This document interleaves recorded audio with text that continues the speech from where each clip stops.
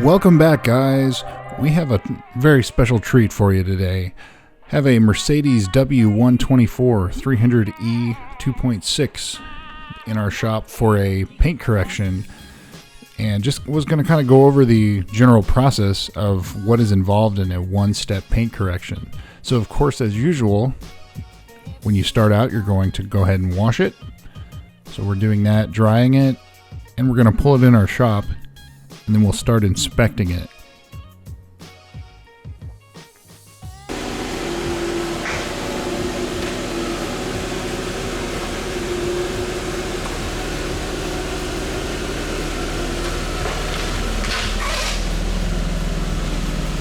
Fortunate to have a Bend Pack MD6-XP scissor lift that we have in our shop.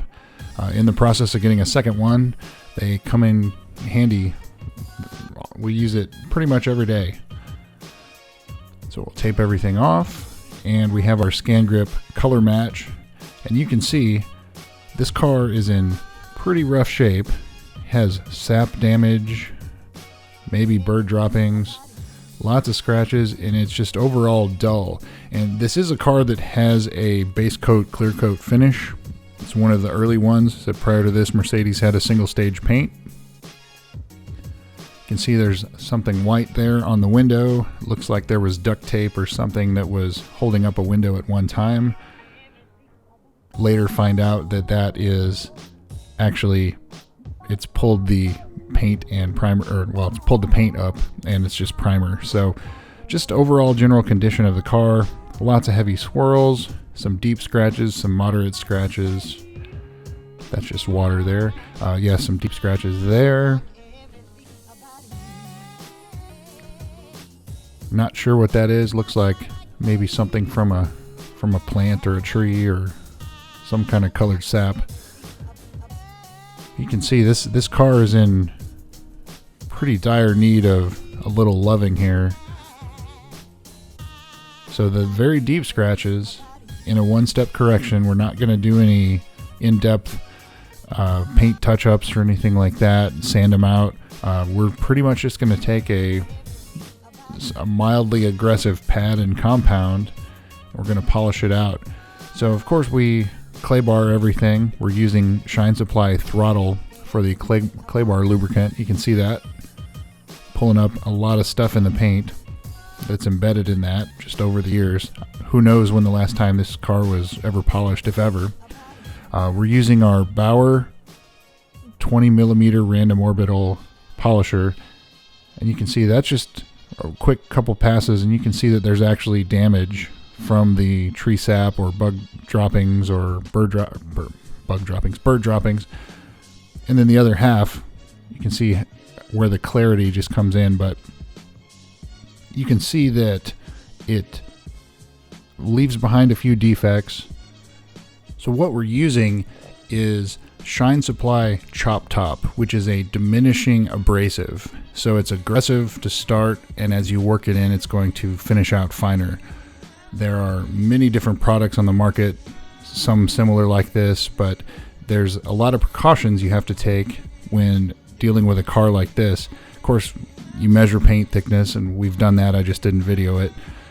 But you need to know the rough paint thickness of the primer, base coat, clear coat, to kind of see what you're working with. This car is 30 years old, so we need to take precautions in how aggressive we get. And I'll get more into that in a moment. This is one of my pet peeves. You see detailers do this a lot, especially on social media.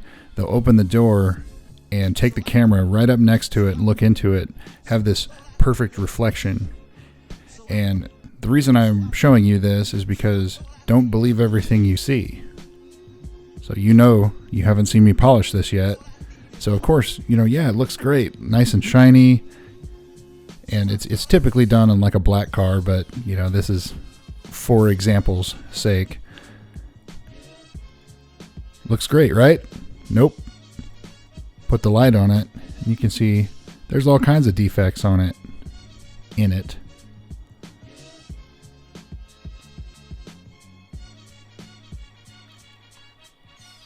Lots of marring, swirls. it's just, it's something that when you see people post pictures like that, I just kind of laugh. But that's the reason why. So anyway, let's get back to it. So this car, Mercedes clear coat, is typically very hard, and some of them require a significant amount of heat. So when you do that, you are generally being on the aggressive side to get it to do what you want it to do. So as we're polishing here, that's the reason we're going kind of slow, but at a high speed, and letting the polish diminish on its own, working it in. And you can see my pad starts to deteriorate right there. Just on this one car, I think we probably ruined 6 or 7 pads. Because you have to be so aggressive, it does create a lot of heat, and so these particular pads don't like a lot of heat, but they work well for this application. Again, when you have to create that much heat, the paint will swell.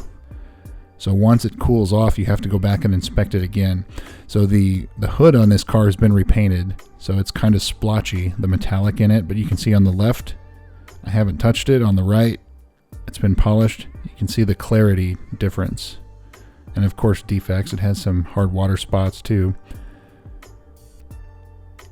But as a one-step correction, that doesn't mean just one pass and you're done. That means it's pretty much just one level of paint correction, where you're not going to use a fine or an ultra fine pad to finish it out to get it absolutely perfect. And if you wanted to do a 3-step correction, that would usually involve something more on the aggressive side, then this step, then a finer step. So for somebody like this client that just wants it cleaned up, looking much better than it did, this is perfect. It's budget friendly. It's not, concours level perfection. It's getting it overall looking much better, much more presentable, and it's still going to have that wow factor.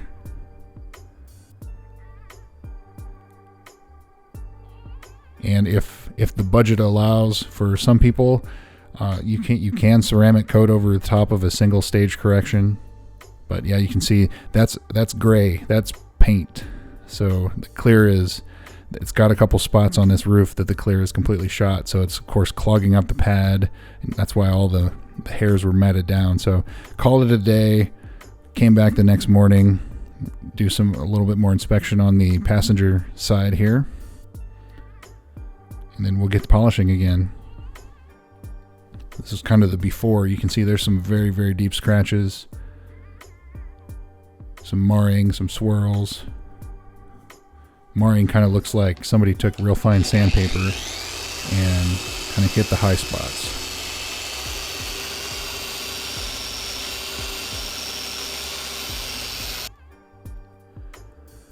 So you'll notice that in our shop, we don't have any crazy lighting setups or anything like that. The reason being, you don't need it. Everything you need, like these Scangrip lights or something like that, I have a headlight that I wear, I have a Scangrip light behind me, and I have one that I have in my pocket or otherwise on the ground where I can see my work. That's really all you need. You can prove a point that you can do this in the dark as long as you have the proper lights behind you or on your work, which fluorescent and LED overhead lighting does not do. So, well, I'll save that for another conversation, but my Bauer started making some noise here.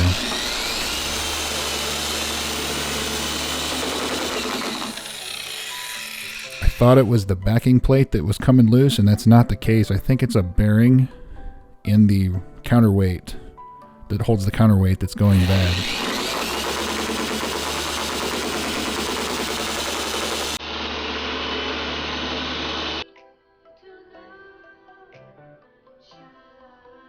So we remove the rear emblems and leaving the Auto House Dallas metal dealer emblem on it. We tried to remove it, and it seems like it's like super glued or something on there. It will not come off. So while we're doing this, we actually had snow here in Texas. We had 3 inches, or about 6.5 centimeters of snow. You can see all my test panels, everything set up back there. Pretty rare sight for us to see that stuff. And here is the final product.